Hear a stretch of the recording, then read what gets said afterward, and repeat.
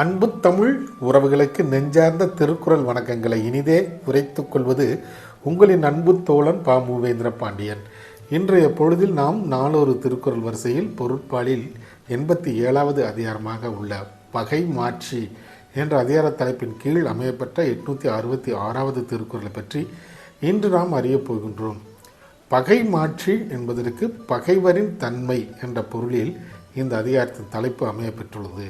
இப்பொழுது நாம் 866வது திருக்குறளுக்கு செல்வோம். காணா சினத்தான் கழிப்பெறும் காமத்தான் பேணாமை பேணப்படும். காணா சினத்தான் கழிப்பெறும் காமத்தான் பேணாமை பேணப்படும். இத்திருக்குறளுக்கான பொருள் என்னவென்பதை இப்போது நாம் அறிவோம்.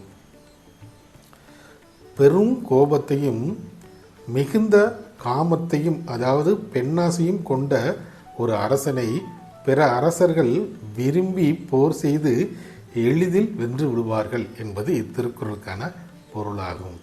மீண்டும் பொருள்: ஒரு அரசன் மிகுந்த கோபத்தையும் மிகுந்த பெண்ணாசையும் கொண்டவனாக இருந்தால் அந்த அரசனை பிற அரசர்கள் விரும்பி போர் செய்து அவனை எளிதில் வீழ்த்தி விடுவார்கள் என்பது இத்திருக்குறளுக்கான பொருளாக உள்ளது.